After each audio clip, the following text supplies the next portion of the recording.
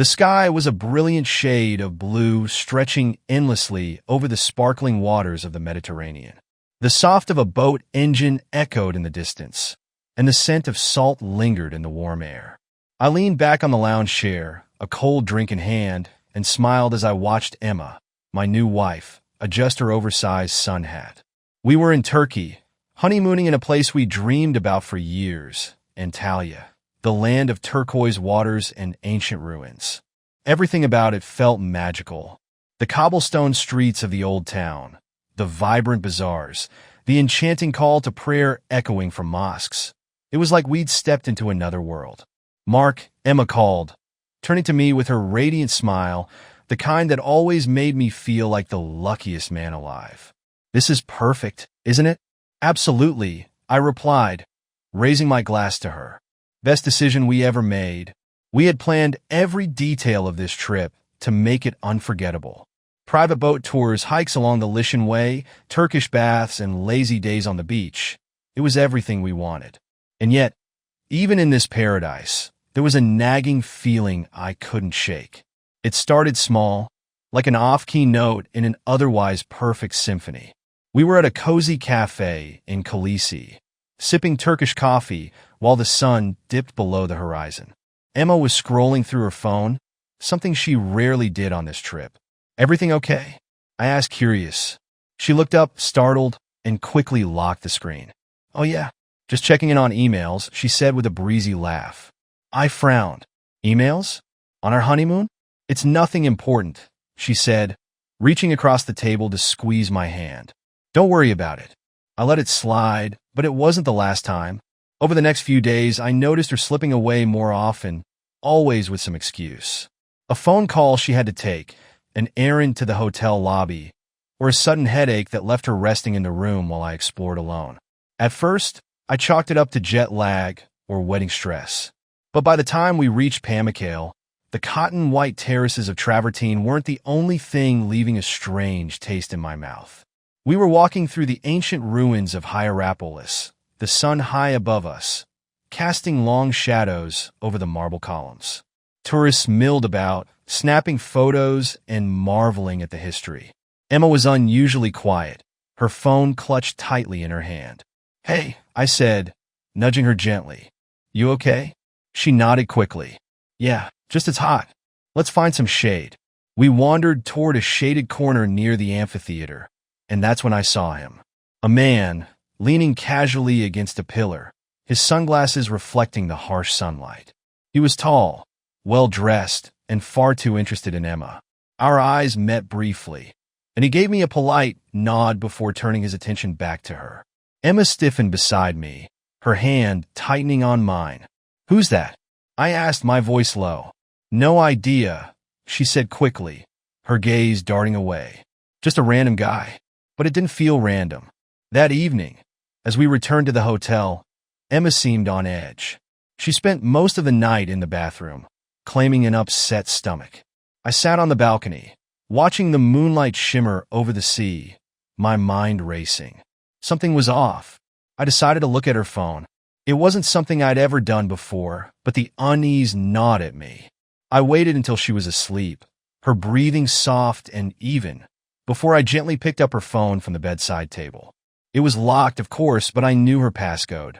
I hesitated, my thumb hovering over the screen. Part of me felt guilty, but another part of me needed answers. When I unlocked it, my heart sank. The messages were there, tucked away under a name I didn't recognize, Yusuf. "Yusuf, I saw you today. You look beautiful." "Emma, you shouldn't have come." "He's starting to notice."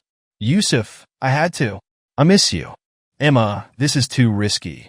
I can't keep sneaking away." My hands shook as I scrolled through the conversation. They had been meeting for days since the moment we arrived in Turkey. The man at the ruins wasn't just some random stranger. He was someone she knew, someone she'd been lying to me about. The next morning, as the sun bathed the room in golden light, I sat at the edge of the bed, her phone in my hand. Emma stirred, her eyes fluttering open. When she saw me, her face froze. "Mark," she said slowly, sitting up, "what are you doing?" I turned the phone toward her, the messages with Yusuf glaring back at her like a spotlight. care to explain this?" Her face went pale, her hands clutching the sheets.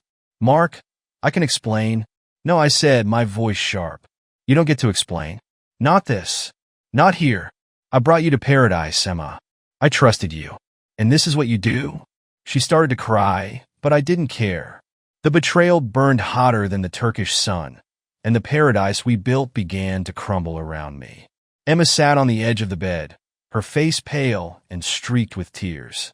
The phone was still in my hand, the messages glaring up at me like a judge's verdict. "It was a mistake," she whispered, her voice trembling. "Mark, I swear it didn't mean anything." "Didn't mean anything?" I shot back, my voice sharp with fury. "You lied to me, Emma. You snuck around with him while we're on our honeymoon. And you're telling me it didn't mean anything?" She covered her face with her hands, her sobs muffled. "I didn't plan this," she said. "Yusuf, he was just on," I snapped, cutting her off. "Don't you dare say his name. I want the truth, Emma. All of it." Her hands fell to her lap, her fingers trembling. For a long moment, she just sat there, staring at the floor. When she finally spoke, her voice was barely audible. "I met him online months ago, before the wedding." Her words felt like a dagger to my chest. "So, this wasn't some accident," I said, my voice cold. "You brought me here to the same place where he lives, knowing you'd see him. Knowing you'd—" I couldn't finish the sentence. Emma looked at me, her eyes pleading. "I thought I could stop," she said. "I thought marrying you would fix everything.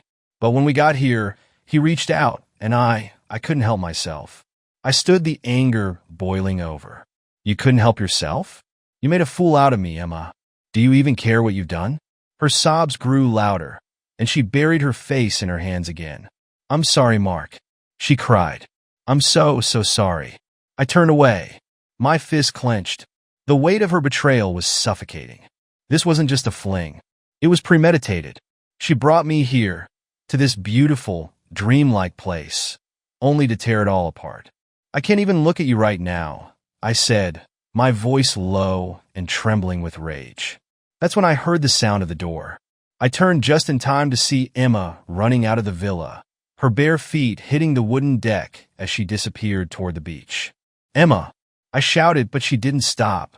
I grabbed my jacket and followed her, the cool evening air stinging against my skin. By the time I reached the shore, a storm was rolling in. The once calm sea was now churning with whitecaps, the wind howling around me. I scanned the beach, squinting against the growing darkness. Then I saw her, standing at the edge of the water, her arms wrapped around herself. "Emma," I called, my voice barely audible over the wind. She turned to me, her face streaked with tears and rain. "I ruined everything," she said, her voice breaking. "You deserve better, Mark. You deserve someone who loves you the way you love me." "Then come back," I said, taking a step toward her. "We can figure this out." She shook her head, backing away. "I can't. I don't know how to fix this. I don't know how to fix me." Before I could reach her, she turned and ran into the waves. "Emma!" I screamed, my heart pounding as I sprinted toward the water. The storm intensified, the waves crashing violently against the shore. I waded into the water, the icy surf hitting my knees, then my waist. I called her name over and over, but she was gone, swallowed by the chaos of the sea. I stumbled back to the shore, drenched and shivering. My mind raced with panic. What had she done? Where was she? I ran back to the villa and called for help, my hands trembling as I dialed the local rescue services.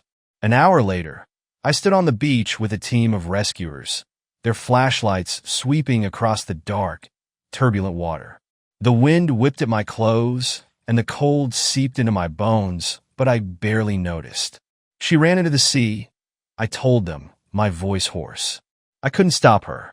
One of the rescuers, a tall man with a calm demeanor, put a hand on my shoulder. "We'll do everything we can," he said. The search lasted for hours, but there was no sign of Emma. Just when I thought all hope was lost, one of the rescuers returned, his face grim. "We spotted a woman matching your wife's description," he said, "about 2 miles down the coast. She was walking along the rocks, but disappeared before we could reach her." I stared at him, my mind racing. "So she's alive?" "We don't know for sure," he admitted, "but it's possible. The rescuer's words echoed in my mind. "We spotted a woman matching your wife's description, walking along the rocks." It should have been a relief hearing that Emma might still be alive. But it wasn't. Not entirely. Because now I had questions I didn't want to ask. Why didn't she come back? Why didn't she call for help? Why is she still running? The storm was finally dying down, the sea growing calmer, but my thoughts raged like a tempest. I stood on the beach, staring into the darkness, hoping for any sign of her. Nothing. "We'll keep searching," the rescuer said, breaking the silence. "But the coastline here is rugged. If she's out there, she might have found shelter." "Shelter," I muttered, more to myself than him. "Or she's hiding." The man gave me a careful look. "Do you think she'd want to hide from you?" I didn't answer. I returned to the villa that night, exhausted and soaked to the bone. The place felt emptier than ever, her things scattered around like remnants of a ghost. Her sandals by the door, her scarf on the chair, her half-finished glass of wine still on the table. I sank onto the couch, staring at my phone. I called her a dozen times since she ran into the water, but there were no missed calls, no texts, no messages. Just silence. The next morning, the rescue team contacted me again. They'd searched the shoreline for miles, but found no sign of Emma.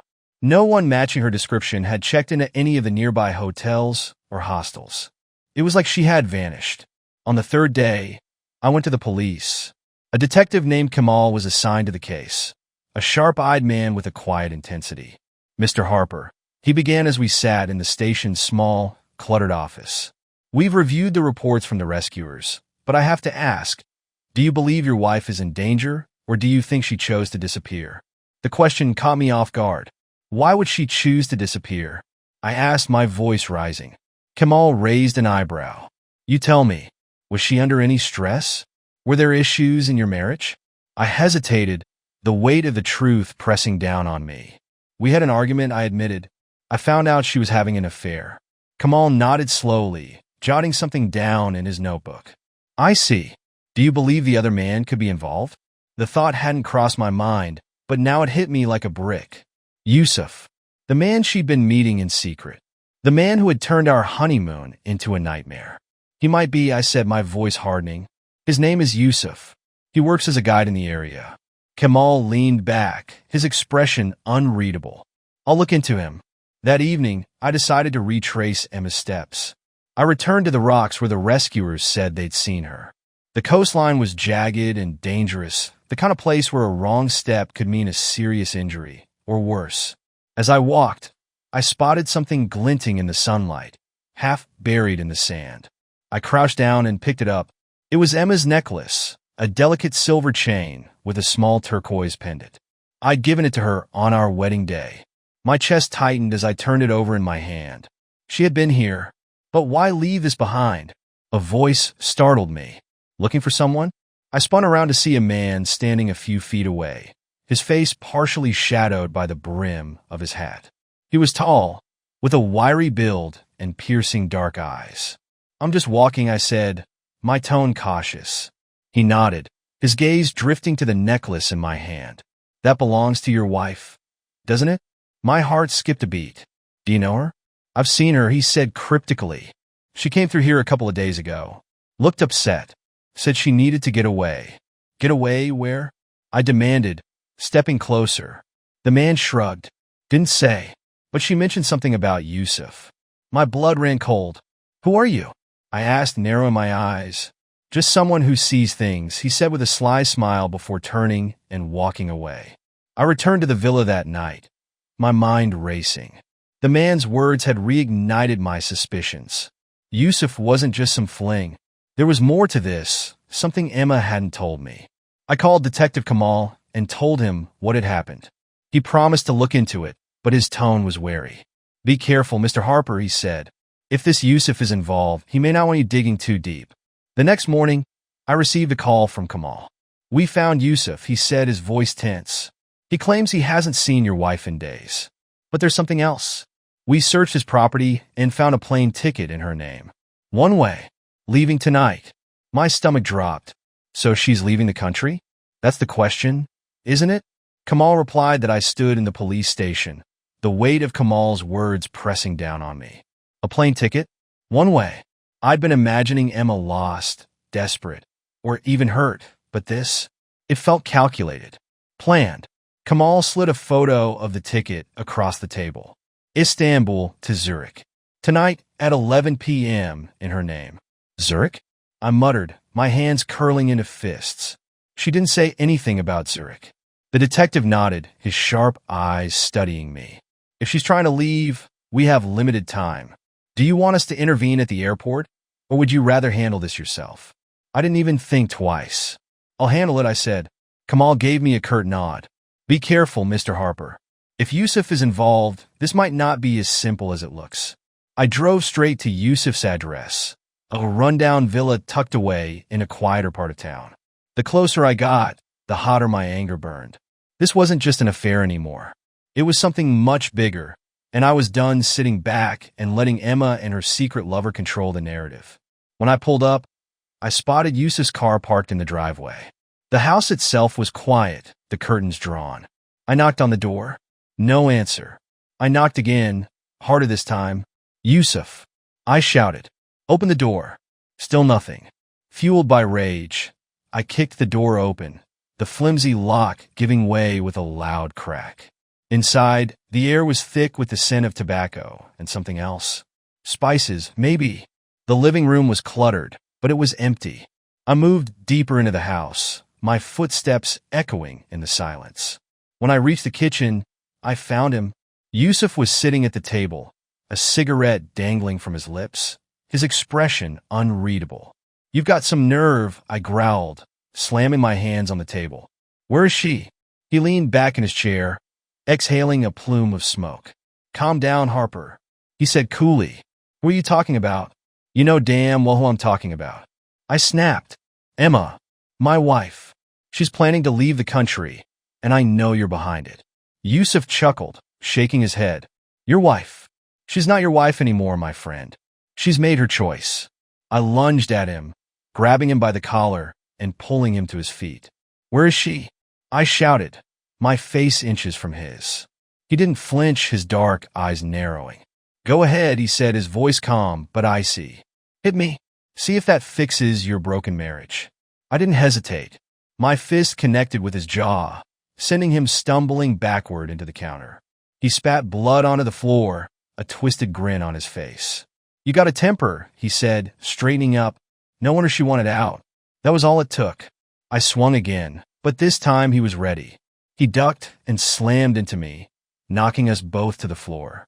The fight was messy, fueled by raw anger and desperation. We grappled, trading blows as the table and chairs toppled around us. At one point, he grabbed a knife from the counter, and I barely managed to knock it out of his hand before pinning him down. Where is she? I demanded, my forearm pressed against his throat. She's gone, he choked out, struggling under my weight. She doesn't want you anymore. Why can't you accept that? Because I'm not letting her walk away from this without answers. I hissed, tightening my grip. A noise behind me made me freeze. I turned my head just in time to see Emma standing in the doorway, her face pale but defiant. Mark, stop, she cried, her voice shaking. I released Yusuf and stood, my chest heaving. Emma, I said, my voice raw with anger and betrayal. What the hell is going on? Why do you have a plane ticket? Why are you doing this? She took a step forward, her eyes darting between me and Yusuf. I was trying to protect you, she said, her voice trembling. Protect me? I laughed bitterly, gesturing to Yusuf. By sleeping with him? By planning to run away? It's not what you think, she insisted. I needed to leave, Mark. Yusuf, he's not just a guide. He's dangerous. He threatened me, threatened us if I didn't do what he wanted. Yusuf let out a low chuckle, wiping the blood from his mouth. Don't believe her, he said. She came to me, Harper. She wanted this. Shut up, Emma shouted, her voice breaking. You don't know what he's capable of, Mark. Please, just trust me. We have to leave together. I stared at her, the pieces of the puzzle refusing to fit. Was she telling the truth? Or was this just another lie to cover her tracks? Emma's words hung in the air like a storm cloud. You don't know what he's capable of. I stood there, Yusuf's mocking laughter echoing in the background, my wife trembling before me, tears streaming down her face. Part of me wanted to believe her, to cling to the idea that there was some twisted logic behind all of this. But another part, the part battered by her betrayal, was screaming not to fall for it. "Start talking," I said, my voice cold and firm. "The truth. All of it. Now." Emma hesitated, her eyes darting toward Yusuf, who leaned casually against the counter, a smug grin plastered across his bloodied face. "Don't look at him," I snapped. "Look at me. Tell me what's going on." She swallowed hard, her hands trembling. "It started months ago," she said, her voice barely above a whisper. "Before the wedding." "Of course it did," I muttered bitterly. Emma flinched but pressed on. "Yusuf and I met through one of our clients. At first, it was innocent. We talked, and he made me feel seen." "Seen?" I spat. "Is that what you call sneaking around and humiliating me?" "It wasn't supposed to go this far," she cried, her voice breaking. "But then he started asking for things, money, favors. He said if I didn't do what he wanted, he'd ruin us. He threatened to destroy the business, Mark. To hurt you." I turned to Yusuf, my fists clenching. "So what? You blackmailed her? That's your game?" He shrugged, his smile widening. "You think you know your wife, Harper, but you don't. She came to me. She wanted out. Out of the marriage, out of the business. She's been planning this for months." Emma shook her head frantically. "That's not true," she shouted. "He's lying, Mark. You have to believe me." I looked at her, my anger boiling over. "Why should I believe anything you say, Emma? You've lied to me this whole time. Give me one reason, just one, not to walk away from you right now." Her face crumpled, and for a moment, I thought she'd break. But then, something shifted in her expression. She straightened, wiping her tears, and looked me dead in the eye. "Because I'm pregnant," she said. The room spun. "What?" I said, my voice barely audible. "You heard me," she said, her voice steadier now. "I'm pregnant. And it's yours, Mark." I staggered back, the weight of her words crashing into me. My mind raced, trying to process what she just said. But Yusuf's laughter cut through the silence like a blade. "Yours?" he said, shaking his head. "Oh, Emma. Tell him the rest. Go on." I turned to her, my chest tightening. "What is he talking about?" Her composure cracked, and she looked away. "Mark, tell me." I roared, my patience snapping. She took a deep breath, her voice trembling. "I don't know if it's yours or his." The words hit me like a sledgehammer. I lunged at Yusuf, my fists connecting with his face before he had a chance to react. He stumbled back, but I didn't stop. Months of betrayal and anger fueled every blow, and for a moment, all I saw was red. "Mark, stop!" Emma screamed, grabbing at my arm, but I shoved her away. "You bastard!" I shouted, slamming Yusuf against the wall. "You ruined my life. You ruined everything. Stop blaming me." He sneered, blood dripping from his nose. "Your wife came to me, Harper. She's been running this game all along." I froze, his words cutting through the haze of rage. "What are you talking about?" Yusuf chuckled darkly, wiping his mouth. "Emma didn't tell you, did she? About the money? The account she drained? The real reason she wanted to leave?" I turned to Emma, my heart pounding. Is he telling the truth? Her silence was deafening. It all clicked.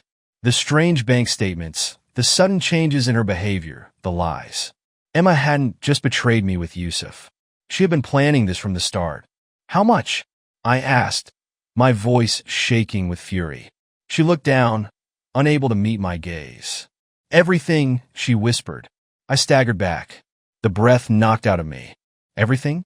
She nodded, tears streaming down her face. I didn't mean for it to go this far. I thought I could leave and start over, but then I found out about the baby. "And I couldn't enough," I said, cutting her off. "I'm done with you, with him, with all of this." I turned and walked out, leaving them both behind.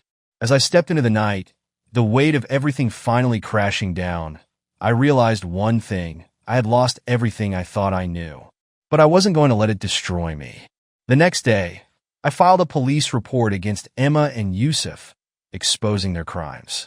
The business was gone, the marriage shattered, but I still had one thing left, the truth. And that was enough to start over. Would you forgive, fight, or walk away? What would you have done in my shoes?